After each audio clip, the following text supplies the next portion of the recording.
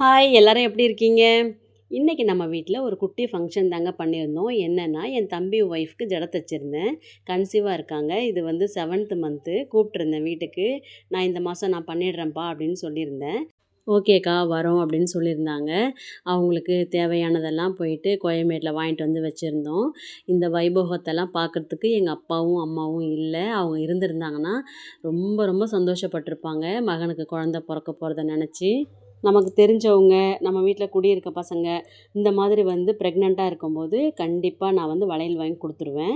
வளையல் வாங்கி கொடுத்துட்டு ஏதாவது நம்ம வீட்டில் சமைச்சேன்னா கொண்டு போய் கொடுப்பேன். இது வந்து நான் செஞ்சுக்கிட்டு இருக்கேன். எனக்கு ரொம்ப பிடிச்ச விஷயமும் கூட. அப்போல்லாம் வந்து இந்த மாதிரி சீமந்தம்ன்ற இது வந்து நம்ம சைடில் கிடையாது. பயப்படுவாங்க. ஜடை தச்சு ஃபோட்டோ எடுக்கணும்னாலே குழந்தைக்கு ஏதாவது ஆயிரும்னு சொல்லிட்டு பயப்படுவாங்க. அதனால் 5ஆம் மாதம் தீர்த்தம் கொடுக்கறதுன்னு மட்டும் நாங்கள் செய்வோம்.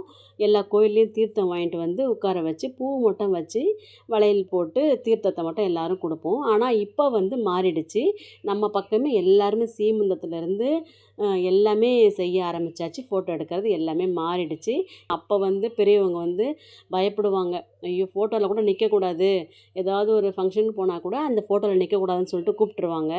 அதனாலேயே வளையல்லாம் போட்டு ஜடை தச்சிருக்கா மாதிரியான ஃபோட்டோவெல்லாம் எடுக்க முடியாமல் போயிடுச்சு. ஆனால் வந்து எங்கள் அத்தை கூட்டிகிட்டு போயிட்டு எனக்கு நல்லா ஜடை தச்சு வளையல்லாம் போட்டு ஃபோட்டோ எடுக்கலை. சமைச்சு போட்டு எல்லாமே பண்ணியிருந்தாங்க. இப்போ நினச்சாக்கா ரொம்ப சந்தோஷமாக இருக்குது. ஏன்னா அந்த மாதிரி ஜடைலாம் தைக்காமல் இருந்திருந்தா ஒரு வேளை இப்போது ஒரு குறையா இருந்திருக்குமோ என்னமோ தெரியல. அந்த குறை கூட கிடையாது. என் பையனுக்கு நல்லா பண்ணியிருந்தாங்க எங்கள் அத்தை. எப்போவுமே மறக்க மாட்டேன். நன்றி யமுனா அத்தை.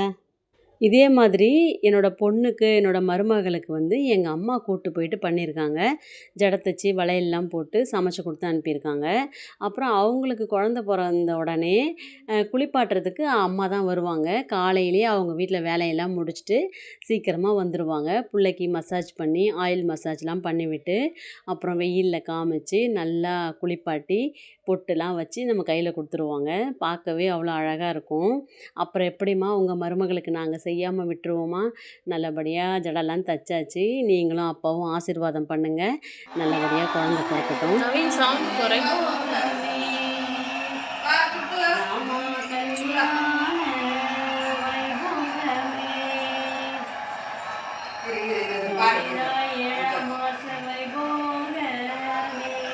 நம்ம வீட்டில் குடியிருந்த பிள்ளைங்களுக்கு இந்த மாதிரி டெலிவரி டைமில் அவங்க அம்மா அங்கே வந்து ஊருங்களுக்கு போகும்போது என்கிட்ட சொல்லிட்டு போவாங்க.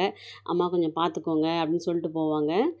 டெலிவரி பெயின் வந்தவுடனே அவங்க அம்மாவுக்கு ஃபோன் பண்ணுறாங்களோ இல்லையோ, எனக்கு சொல்லிவிடுவாங்க வந்து, அக்கா இந்த மாதிரி இடுப்பு வலிக்குதுன்னு சொல்லிட்டு. நான் என்ன பண்ணுவேன்னா போயிட்டு அவங்களுக்கு இடுப்புக்கு தண்ணியெல்லாம் ஊற்றி கஷாயம்லாம் வச்சு கொடுத்து ஹாஸ்பிட்டலுக்கு கூப்பிட்டு போயிருக்கேன். அந்த மாதிரி நம்ம வீட்டில் ஒரு 3 பிள்ளைங்க பிறந்திருக்காங்க. இப்போ வந்து நல்லா வளர்ந்துட்டாங்க, படிச்சுக்கிட்டு இருக்காங்க. அந்த பசங்க வந்து நம்ம செஞ்ச உதவியை நன்றி மறக்காமல் இன்னமும் சொல்லிக்கிட்டு இருக்காங்க. அதை கேட்கும்போது அவ்வளோ சந்தோஷமாக இருக்கும். ஜடை தச்சு வளையல்லாம் போட்டு நலுங்கெல்லாம் வச்சு முடிச்சாச்சு நல்லபடியாக. அவங்களுக்கு சாப்பிட்றதுக்கு வந்து நான் அந்த கலவை சாதம்லாம் செய்யலைங்க. பிரியாணி, சிக்கன் 65, அப்புறம் வந்து முட்டை, மட்டன் தொக்கு, வஞ்சர மீன் வறுவல், ரசம், சாம்பார், உருளைக்கிழங்கு, பலாக்கொட்டை வறுவல், இந்த மாதிரி தான் பண்ணியிருந்தேன். அப்புறம் ஸ்வீட்டு, மாம்பழம் இதெல்லாம் வச்சு விருந்தை சிறப்பிச்சாச்சு. அவங்களும் சூப்பராக இருக்குதுன்னு சொல்லி நல்லா விரும்பி சாப்பிட்டாங்க. Okay bye. நெக்ஸ்ட் வீடியோவில் பார்க்கலாம்.